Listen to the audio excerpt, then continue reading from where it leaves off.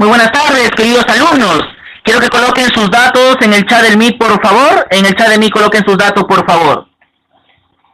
Una vez más, una cordial bienvenida a cada uno de ustedes al curso de lo que corresponde comunicación, lo que corresponde al curso de literatura. Bueno, en realidad el curso de comunicación literaria, pero tanto plan lectura y literatura se unen para formar la comunicación literaria. Bienvenidos, chicos, bienvenidos a todos ustedes esta tarde. Hoy día ya estamos 10 de junio, estamos entrando al fin de semana y estamos estudiando, vamos a retomar el aspecto de la literatura española que para este año escolar nos compete estudiar. Ahora, ¿por qué estudiar España? Creo que hay dos razones. Hay dos razones para poder estudiar a la cultura española. Número uno, porque nosotros hablamos el idioma castellano. Y castellano viene de Castilla en España. Ese es número uno. Y número dos, es importante ¿por qué? Porque España nos colonizó. España nos tuvo en esclavitud muchos años en la época colonial.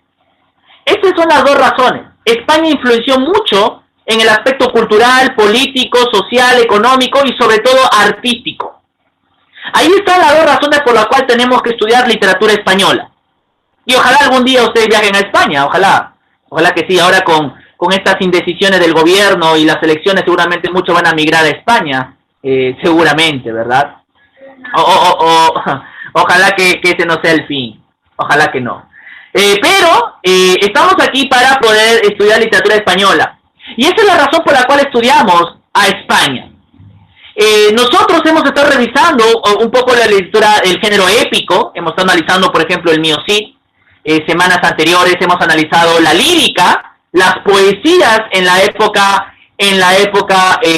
del siglo de oro en España. Hemos estado analizando los tres géneros importantes de la literatura. Vimos el género lírico, el género narrativo con el Quijote de la Mancha, y el día de hoy vamos a retomar lo que es el teatro del siglo de oro español.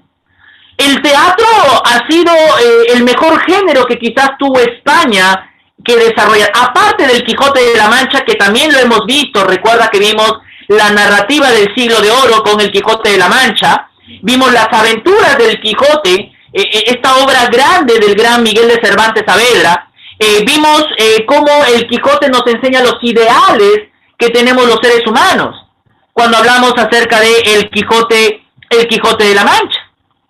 Entonces, chicos, el siglo de oro fue un siglo donde el arte, la literatura se desarrolló tan grande que de alguna manera u otra comenzamos a poder asombrarnos. Fue el patriotismo de España. España se volvió tan nacionalista que las personas amaban España. Se podría decir que cuando España logra su independencia sobre los árabes, España se volvió un país muy rico en ciertas oportunidades. Su cultura, todos querían viajar a España. Y muchos hacían teatro en España. Hemos visto Fuente Ovejuna el día de ayer. El día de hoy vamos a ver otra obra especial del teatro del siglo de oro en España. La primera obra fue Fuente Ovejuna de Lope de Vega. El día de hoy vamos a analizar a este autor importante del teatro del siglo de oro. Este hombre es considerado el padre del teatro filosófico, del drama filosófico en España. ¿Por qué? ¿Por qué decimos que es considerado el padre del teatro filosófico en España? Porque este hombre, este poeta, este dramaturgo, como así se le debe llamar, fue prácticamente aquel que hizo un teatro para la reflexión. Un teatro en donde de alguna manera u otra se analiza básicamente el drama en España. Cómo los seres humanos tenemos nuestro sentido de la libertad. Cómo el ser humano también tiene los ideales de la libertad. Estamos viviendo un mes patriota. Esta obra que vamos a ver, que es la obra La vida es sueño, de Pedro Calderón de la Barca, es la obra de la libertad. Pero no una libertad de una nación. No es la libertad de un país. ¿Sabes qué es? ¿Qué libertad? es la libertad espiritual, es la libertad del alma, es la libertad del corazón. Por eso es que queremos tratar esta tarde a Calderón de la Barca y su obra La vida es sueño, porque todos pensamos que la vida es un sueño, porque a veces creemos que estamos en el terror de la vida, pero cuando llega la libertad comenzamos a decir que la vida siempre fue un sueño. Ese fue el pensamiento de este escritor llamado Calderón de la Barca, Pedro Calderón de la Barca. Así es que el día de hoy vamos a analizar el Teatro del Siglo de Oro, la obra La vida es sueño. ¿Cuál es la temática central de esta obra, cuyo autor fue Pedro Calderón de la Barca? Y espero que esta mañana el material que tenemos nosotros, el material que siempre le damos a ustedes por Classroom, que nos permite pensar básicamente en todo el resumen y la síntesis de lo que corresponde la vida, obra y la importancia que tiene el teatro de Pedro Calderón de la Barca con su obra La vida del sueño. Vamos a proyectar un pequeño video de resumen sobre la vida y obra del gran Pedro Calderón de la Barca y luego vamos a andar en algunos detalles importantes sobre este escritor, representante del teatro del siglo de oro en España, Pedro Calderón de la Barca, con ustedes.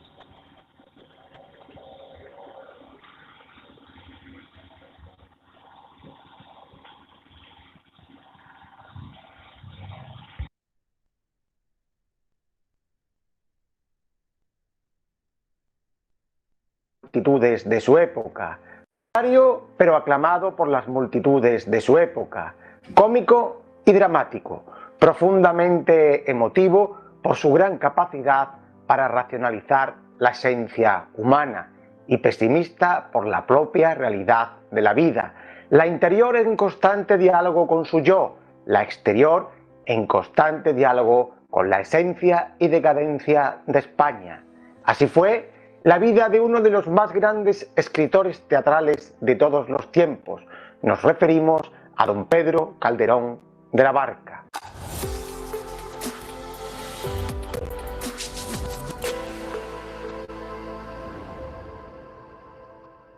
Pedro Calderón de la Barca nació en Madrid en 1600. Su padre era un hidalgo cántabro, pero había llegado a la corte para servir como secretario de Hacienda a los reyes Felipe II y posteriormente a Felipe III. Su madre, Ana María Henao, también era de familia noble. ¿Cómo y dónde se educó Calderón? ¿Cuáles fueron sus primeras influencias? La formación de Calderón comenzó en Valladolid, donde estuvo la corte real entre 1601 y 1606. Luego, cuando la corte se trasladó a Madrid, estudió en el Colegio Imperial de los Jesuitas, donde habían estudiado Lope de Vega o Quevedo, como ya vimos en vídeos anteriores. Allí estudia 5 cursos de humanidades, entrando en contacto con los grandes clásicos. Seguramente aquí descubra en las primeras lecturas a Aristóteles y a Platón, tan decisivos para el desarrollo de su teatro.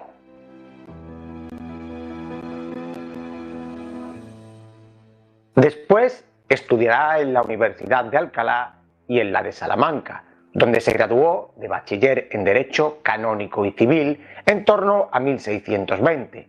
No obstante, Calderón no terminó la carrera eclesiástica como quería su padre y volvió a Madrid, donde parece que llevó durante los siguientes años una vida bastante disoluta y pendenciera.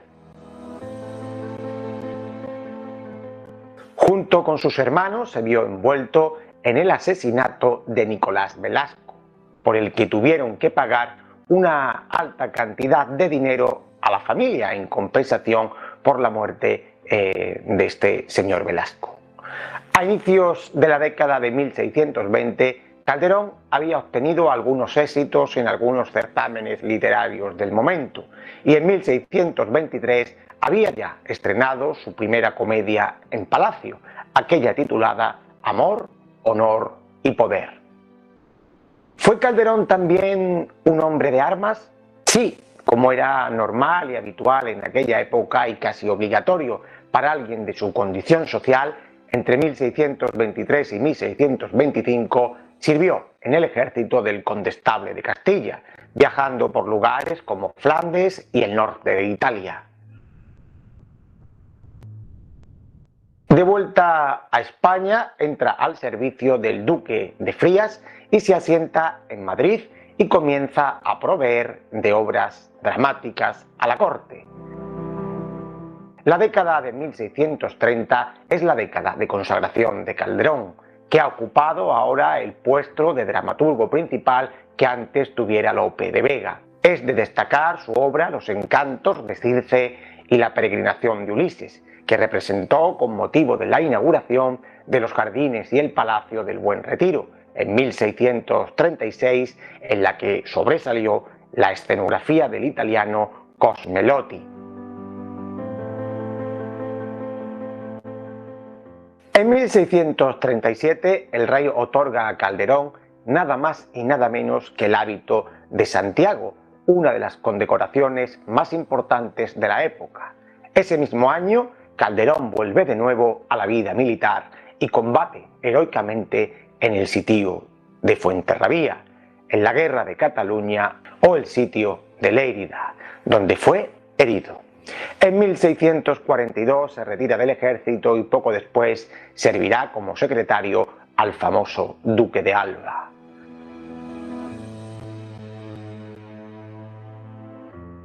¿Tuvo Calderón de la Barca una vida amorosa? Sí, pero no conocemos ninguna de sus relaciones. Sabemos que en 1647 tuvo su primer y único hijo reconocido, aunque no sabemos quién fue la madre. El hijo estuvo siempre a cargo de su sobrino, José Antonio Calderón, abogado, y falleció antes de cumplir los 10 años, lo que supuso un duro golpe para el poeta. ¿Por qué suscribirse a YouTube Premium? No tiene anuncios, así que... Poeta.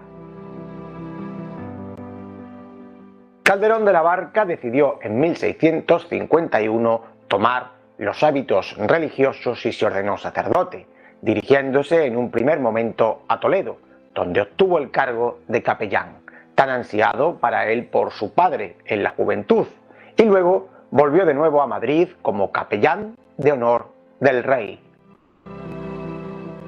Al tomar los hábitos, algunos religiosos atacaron a Calderón por escribir teatro, aunque éste fuera encargado por el rey, a lo que Calderón respondió con la célebre sentencia: o es malo o es bueno. Si es bueno, no se me hoste, es decir, no se me impida, y si es malo, no se me mande, quedando la polémica resuelta. Durante esta época, aunque no dejó de escribir comedias, puso su atención en la composición de autos sacramentales, género religioso. Pedro Calderón de la Barca, como habíamos mencionado un poco sobre su vida, lo que estamos analizando un poquito sobre la vida, él nace en Madrid en el año 1600. Él perteneció a una familia de muchos caballeros, o sea, familia guerrera, familia involucrado con el aspecto militar. Él se educó, fue un hombre muy educado, fue un hombre muy erudito en el Colegio Imperial de Jesuitas en Madrid. Un poquito para explicarles este tema, Calderón de la Barca se crió como buen cristiano católico de la época. Es cierto que la Iglesia Católica gobernó todo el periodo de la Edad Media, como lo habíamos estudiado en el bimestre pasado, pero todavía había un sentido religioso en el pueblo español, y la existencia de monasterios, la existencia de la iglesia, sobre todo era muy arraigada, y eso no se quitó así por así. Entonces, Calderón de la Barca estudia en un colegio católico en Madrid, en un colegio llamado Los Jesuitas, en donde aprendió incluso el idioma de latín italiano. aprendió sobre los clásicos, sobre los poetas italianos de la época. En el año 1614, él se matricula en la Universidad de Alcalá de Henares, que era otro pueblo de Madrid, y fue una de las universidades más importantes en España. Casi todos los escritores de ese tiempo estudiaron en la Universidad de Alcalá de Henares. Hoy en día, si uno quiere estudiar en España, va a España a estudiar en la Universidad de Alcalá de Henares, una universidad reconocida mundialmente, en donde sus orígenes y su construcción fue durante muchos años. Calderón de la Barca estudió allí. Luego él se dirige a Salamanca, en Madrid, donde estudió para ser abogado, estudió Derecho. Así es que, como buen escritor, él de alguna u otra manera tiene mucho fundamento para poder hablarnos de sus obras, para poder hablarnos básicamente de todo lo que él escribió. En sus años de jóvenes, su nombre aparece envuelto en varios incidentes violentos. Él se involucró emocionalmente, no sabemos, como dice la explicación del video, no sabemos quiénes fueron sus esposas, sus novias, quizás no tenemos una información detallada sobre la vida sentimental de Calderón de la Barca, pero lo que sí sabemos es que él fue acusado de homicidio, de asesinato, y obviamente fue acusado de violador, posiblemente de una monja en un convento. Ya él tuvo esos problemas, digamos, un poquito extraños, ya, pero fue acusado de violación y de homicidio en Salamanca, en donde él estudió Derecho. Lamentablemente, como todo escritor, Calderón de la Barca estudió en un colegio católico religioso, pero él fue un hombre muy impulsivo, fue un hombre muy mundano, fue un hombre muy bohemio. En su juventud, él se puede decir que vivió una vida loca, ¿no? Como dice la canción de Ricky Martin, vivía la vida loca, living la vida loca. Ya, él fue en su juventud un niño muy impulsivo, un niño muy mundano, que no racionalizaba las cosas, que no pensaba maduramente. Pero cuando fue creciendo, cuando llegó a la edad adulta, se volvió más reflexivo, se volvió más analítico, se volvió más responsable de su vida. Y es ahí en donde él comienza a madurar y comienza a escribir. En el año 1651, él recibe las órdenes sacerdotales. Él era un sacerdote, chicos. Se volvió sacerdote Calderón de la Barca con los años en su edad adulta. ¿Ok? Y a partir de ese oficio, de ese reconocimiento como sacerdote, se traslada a la ciudad de Toledo como capellán. Él trabaja como capellán de los reyes católicos de ese tiempo. Fue un asesor espiritual, un consejero espiritual. Él fue una persona que ayudó mucho a poder sensibilizar a estos reyes católicos en ese tiempo.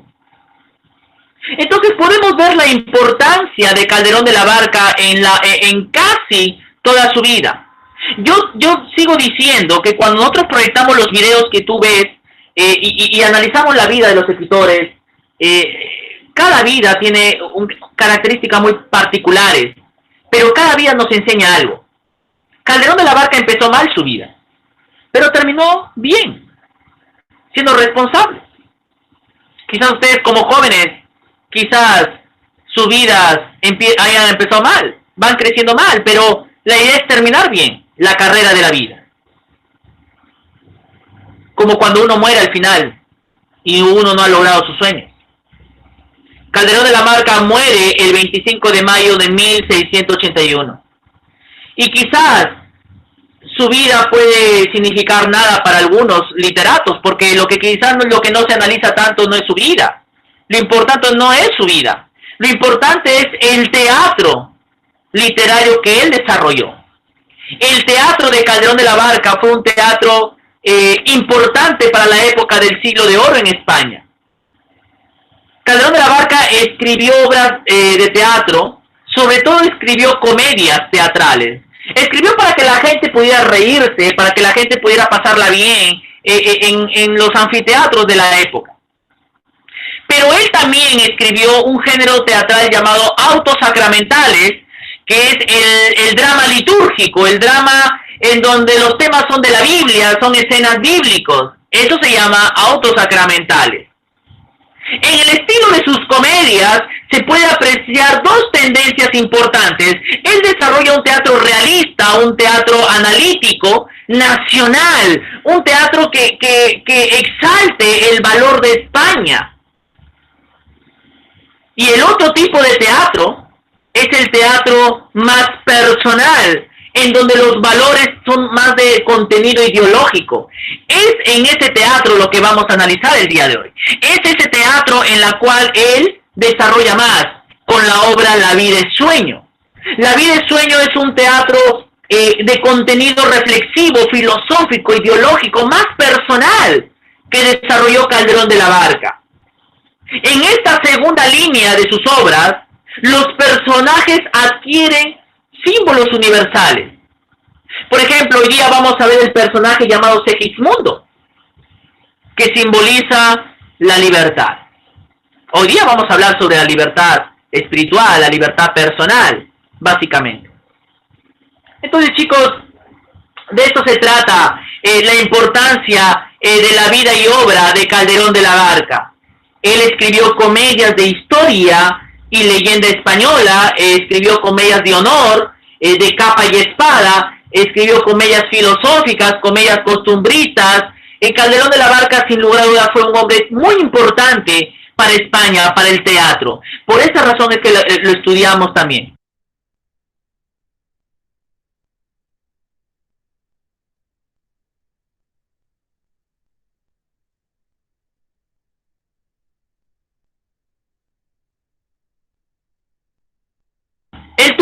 Calderón de la Barca tuvo en primer lugar una vida muy complicada. Como todo joven quizás que quiere vivir, como digo, la living loca, él fue acusado de homicidio, de violación.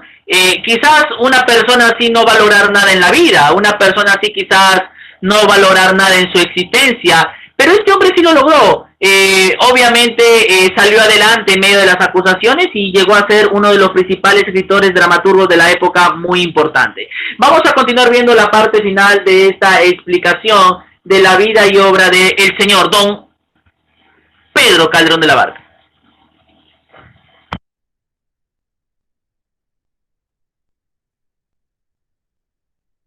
Al que llevó a su máximo apogeo y perfección.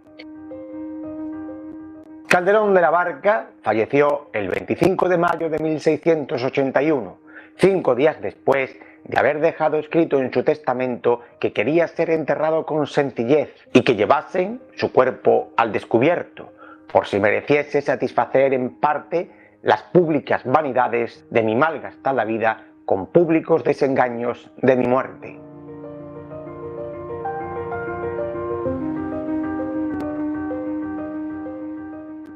Una vez trazada, grosso modo, su vida, vamos a entrar de lleno en su obra. Calderón representa el culmen del barroco. En su estilo confluyen y se perfeccionan el conceptismo y el gongorismo, pero también la racionalidad, el juego, la profundidad religiosa y filosófica. Todo ello acompañado de una gran intención por el adoctrinamiento religioso.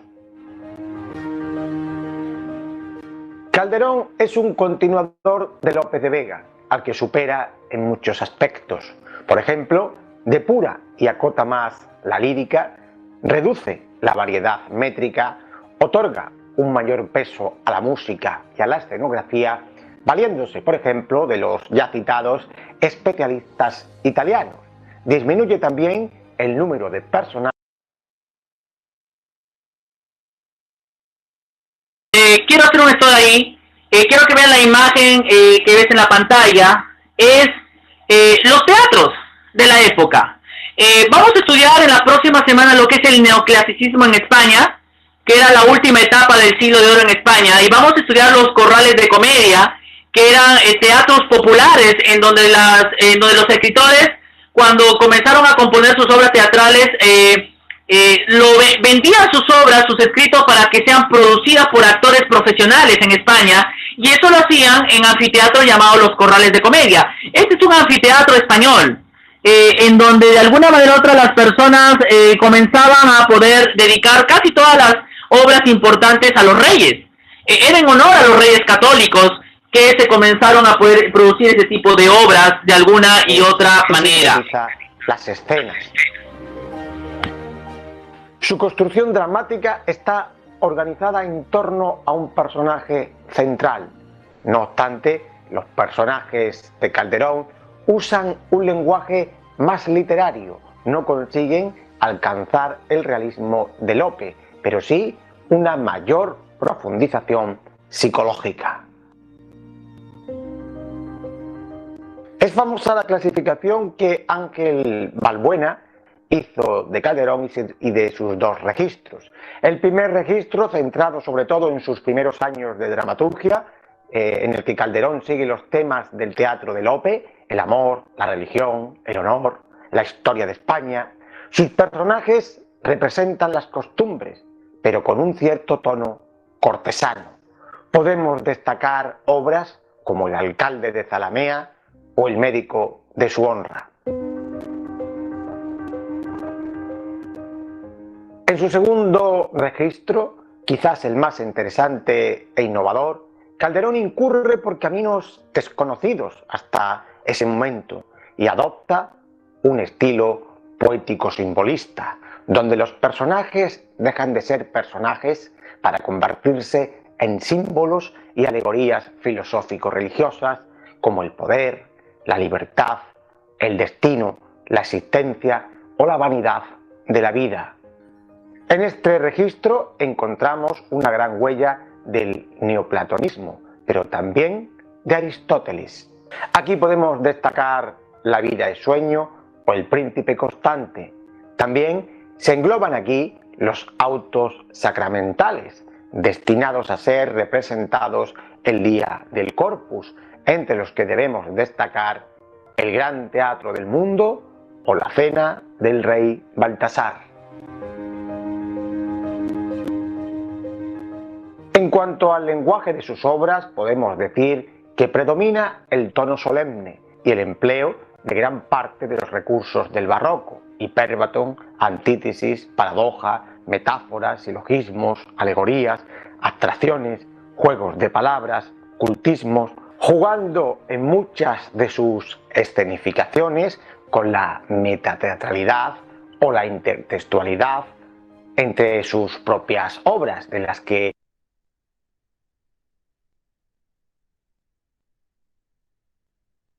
como ustedes pueden ver, él escribe para que la gente pudiera también no solamente alegrarse con este teatro nacional. Pedro Calderón de la Barca comienza a escribir como parte de un movimiento nacional. Eso está claro, chicos.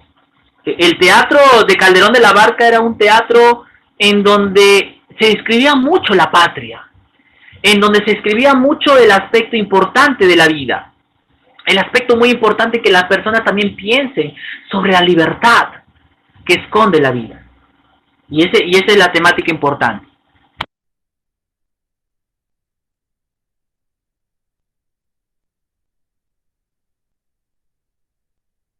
Entonces, podemos notar ahí datos muy importantes sobre la vida de Pedro Calderón de la Barca, un hombre importante que empezó a poder escribir para el pueblo, con el pueblo, y obviamente nos regaló las obras que hoy en día podemos ver, ¿no? Obras de ese contenido, obras que nos ayudan a pensar básicamente en la importancia, ¿no?, que tiene básicamente nuestra literatura. Hoy día vamos a ver un poquito la obra La vida es sueño. Vamos a ver luego un poquito un extracto de esa obra, que obviamente fue una obra muy popular, fue una obra llevado al cine, ¿no? Al cine, en donde nuestro personaje pues aparece para poder darnos una reflexión importante de la existencia. de la existencia humana. ¿Okay? Y esperamos que cada uno de ustedes pudiera comprender básicamente nuestro texto el día de hoy. ¿Cuántas obras escribió Calderón? Según el recuento que el propio autor realizó de su obra el año antes de su muerte, su producción dramática consta de 110 comedias, 80 autos sacramentales, loas, entremeses y otras obras menores.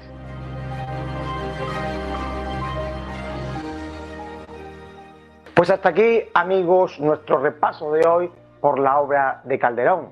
En próximos vídeos indagaremos en algunas de estas obras aquí mencionadas al completo, más detenidamente y de forma monográfica, porque para comprender a este gran autor hay que ir a sus textos y analizarlos en profundidad. Ya sabes, si te ha gustado nuestro vídeo, déjanos un like, suscríbete a nuestro canal, comenta y comparte.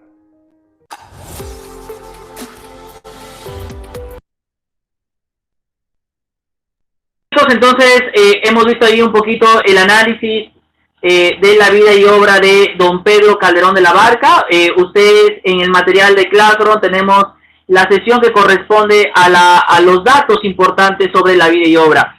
Importante de que ustedes puedan aprender a poder resumir, sintetizar la información que nosotros comúnmente les damos, porque es una información que va a ayudar muchísimo, muchísimo a poder entender las ideas. Entonces, Pedro Calderón de la Barca escribe una obra importante del Teatro Nacional en España llamado La vida es sueño. La vida es sueño es una obra escrita en el año 1635, cuyo protagonista se llamó Segismundo. Este Segismundo se cuestiona sobre el sentido de la vida mientras se encuentra en cautiverio. Segismundo fue apresado por su padre. Su padre, el padre de Segismundo, que era el rey de Polonia, llamado Basilio, lo encierra a Segismundo. ¿Por qué? Porque unos magos le mencionaron a Basilio que su hijo Segismundo le iba a quitar el reino. Imagínate, le iban a quitar el reino. Entonces Basilio, por temor a que Segismundo crezca, porque Segismundo era un niño, de que Segismundo crezca, lo encierra para que no se cumpla eso. Vamos a pedirte que leas, por favor, esta parte.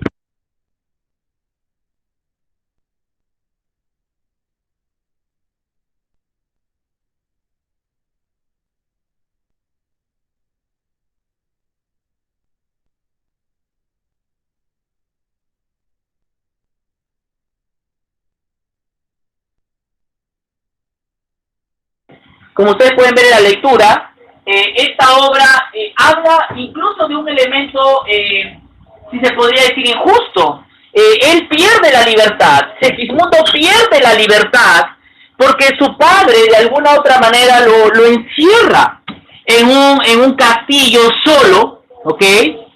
En un castillo solo, lo encierra. Y Segismundo de alguna otra forma tiene que sufrir, si se podría decir, las consecuencias de lo que trajo esta decisión paternal, si se podría decir. Entonces, la obra La vida es sueño, el argumento de esta obra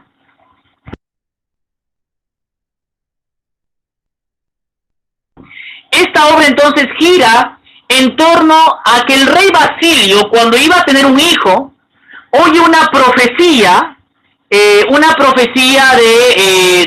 los magos, de los sabios, y esta profecía decía que su hijo, el pequeño Segismundo, lo arrojaría del trono, o sea, le quitaría su puesto, el puesto al padre, y curiosamente al nacer su madre muere. Entonces el rey Basilio, preso del pánico, con mucha preocupación y miedo, porque obviamente no quería perder el trono, así sea su hijo, decide encerrarlo en una torre escondida entre montañas, donde nadie supiera de su existencia. Ahí está el tema de la esclavitud. El pobre Segismundo, muy pequeño niño que no sabe lo que está pasando, su padre lo encierra, porque su padre teme que su hijo cuando crezca le quite el trono. Y eso dijo el oráculo, los sabios. Entonces, a partir de ahí, nadie sabe dónde está Segismundo. Y estaba encerrado en una torre. Solo Clotaldo, que era su maestro, su protector, conoce el paradero de Segismundo. Y habiéndose quedado Basilio sin descendientes varones, porque para Basilio Segismundo estaba muerto, no quería saber nada, ¿ok? No quería saber nada. Él decide hacer un pacto, Basilio, de matrimonio entre Estrella, que era una de su corte, de su nobleza, y Astolfo, que era el duque de Mascovia, de otro reino, para que de este tema, o de esta forma, alguien pudiera subir al trono. O sea, él no quiere que su propio hijo herede el trono. Sin embargo, Basilio reflexiona, se acuerda que tiene un hijo llamado Segismundo, se acuerda que hubo un hijo que está encerrado, y decide devolverlo al palacio para ver lo que sucede. En dicho lugar, este se muestra violento. Cuando Segismundo regresa al palacio, Segismundo ya había crecido, ya era un joven, pero ya no era el niño cariñoso. Enfrenta a su padre. Se vuelve violento, desconsiderado con la nobleza, con las damas, con los criados. Entonces su padre dice, no, mi hijo está volviéndose rebelde, lo voy a devolver a la torre. Lo voy a devolver a la prisión. ¿Ok? Entonces Clotaldo, su maestro, el maestro de Segismundo, reflexiona con Segismundo, y Segismundo se pregunta, pero ¿por qué me pasa esto? ¿Por qué estoy encerrado? ¿Por qué me encerraron? ¿Por qué mi padre se comporta así? ¿Por qué le he hecho a mi padre? ¿Qué le he hecho a mi padre? Y Clotaldo le explica a Segismundo, tranquilo, tranquilo, ¿sabes, Segismundo? Todo esto, lo que tú estás viviendo, ha sido un sueño. Todo ha sido un sueño. Y Segismundo llega a la conclusión que la vida es un sueño. Y aquí Calderón de la Barca usa un recurso literario llamado el monólogo interior. ¿Sabe lo que es un monólogo? Un monólogo interior es cuando uno reflexiona con uno mismo. No es que sea loco, ¿ya? Pero es cuando uno habla consigo mismo, reflexionando sobre su vida, sobre sus actos. Y Segismundo en la torre tuvo muchos monólogos. Y llega a la conclusión que todo lo que ha vivido, la esclavitud, el mal gesto de su padre y todo, la pobreza y todo, fue un sueño. La acción de Basilio hace que el pueblo, escucha bien esto, hace que el pueblo y los soldados que sabían de lo que estaba pasando, descubran a Segismundo y deciden rescatarlo de la prisión. El pueblo se puso a pensar, bueno, esto es injusto, ¿cómo el padre va a encerrarlo? Él debe ser el nuevo rey. Y el pueblo se levanta y rescata a Segismundo de la prisión. Cuando llegan donde el rey Basilio, este se pone a sus pies, y Segismundo, al ver que su padre se arrepiente por todo el daño que le hizo desde muy niño al encerrarlo en la torre, Segismundo lo perdona. Y es bueno con él. Decide actuar bien, ya que si es un sueño, si lo que Segismundo creyó que todo lo que vivió es un sueño, más tarde tendrá remordimientos. Llega a la conclusión Segismundo de que nunca sabrá si lo que está viviendo es un sueño o es una realidad. Y así acaba. Pero durante la historia vemos esta reflexión entre la vida y la muerte, entre la realidad y lo ideal. Chicos, a veces nosotros en la vida, todo lo que nos pasa, a veces creemos que es una pesadilla, ¿verdad? Por ejemplo, el Perú está viviendo momentos increíblemente nefastos. Uno dirá, bueno, ¿cuándo despertamos de esta pesadilla de desunión, de pobreza, de corrupción? Y a veces vivimos creyendo que todo esto es un sueño. Y a veces no pisamos tierra. Y a veces no enfrentamos las decisiones que tomamos o las decisiones que otros toman por nosotros. A veces las acciones de otros nos afectan a nosotros. Tus acciones afectan a otras personas. Y tus acciones puede traer tragedia a otras personas. Hay un dato aquí. El personaje Segismundo simboliza la libertad de la persona de elegir entre el bien y el mal. Durante la obra vemos a Segismundo aislado del mundo, encadenado del mundo y siendo prisionero de sus instintos, lo que le muestra cruel e inhumano. Así somos nosotros. Ahora que estamos en pandemia es como si nuestro cuarto fuera nuestra cárcel. Vivimos esclavos de nuestros hábitos de vida. Sin embargo, el joven Segismundo aprende de las experiencias vividas, aprende del sufrimiento y con esfuerzo él quiere vivir ahora dignamente porque cree que la vida, Dios le da una oportunidad de volver a vivir y toma esa oportunidad, ahora siendo libre de la torre, a poder vivir de una manera tan diferente. Sin embargo, muchos son como Segismundo, pero otros son como el rey Basilio, ¿verdad? El rey Basilio, sin embargo, creyente de la astrología, este hombre que lee los horóscopos, que de alguna manera u otra hace caso a los oráculos y todo demás, estaba convencido de que su hijo estaba predestinado al mal, que su hijo se iba a volver malo, que le iba a destronar el trono, y cuando su hijo se presenta ante el rey, su hijo se porta bien con él. Basilio se equivocó, la astrología se equivocó. ¿Y cuántos jóvenes, señoritas, creen esas tonterías? Del horóscopo, del destino que trazan los astros, o de las cosas que dicen los chamanes, u otras cosas que dice falsamente la astrología. Y se equivocan. Oye, yo no puedo estar contigo porque tú eres Acuario y yo soy Piscis, y entre Acuario y Piscis no se pueden llevar. Oye, mira, ¿sabes qué? Tú eres Tauro y no ya sé que me pongan los cachos. Algo así, ¿verdad? Algo así, de una manera muy caricaturesca, lo puedo mencionar.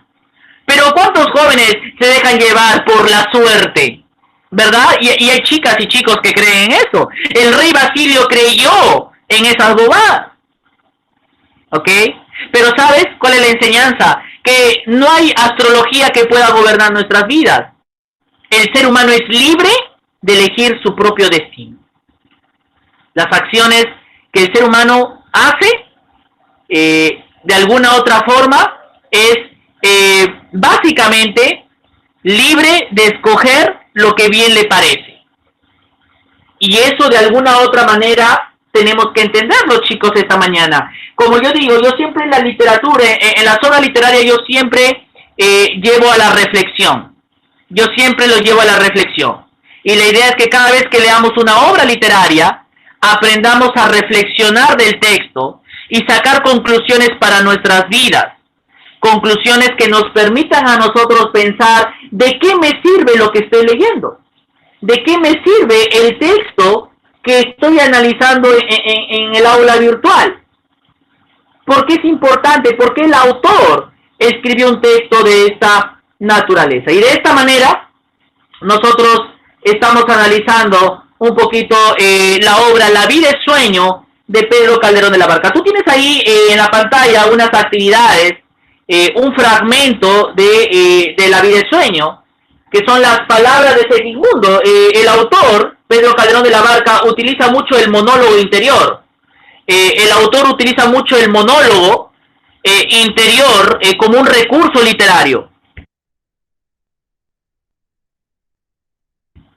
En esto el autor es muy artístico, muy literato. Él comienza a usar el monólogo para que el ser humano haga monólogos en su vida. Es muy importante, chicos, y un consejo que te doy, de que tú cuando duermas, antes que duermas en la noche, reflexiona lo que has hecho en el día. Si has hecho bien las cosas, si has hecho mal las cosas, si has faltado el respeto a alguien, si has portado bien, mal. ¿Qué es lo que Dios te ha querido enseñar en este día? ¿Cuáles son las cosas que hay que cambiar para el mañana? Haz tu propio monólogo antes que tú duermas. Y aquí tenemos básicamente el monólogo de Segismundo, el personaje principal de la obra de La vida es sueño.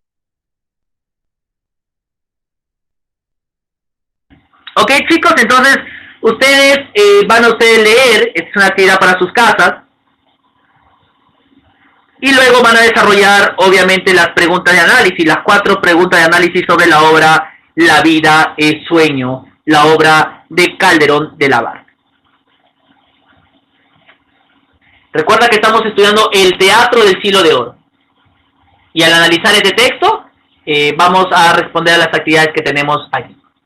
Vamos a dejarlo aquí esta tarde. Hemos revisado en el Classroom sus tareas. Revisen sus notas, por favor. Ya está revisado el curso de plan lector.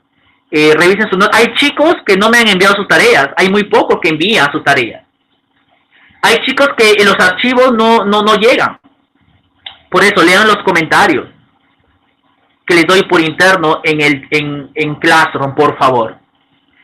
Cuídense mucho, chicos. Lo dejamos ahí esta tarde. Sigan con sus actividades el día de hoy. Nos vemos. Chao.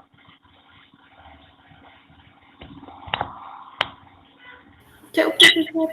Cuídate, Noemi.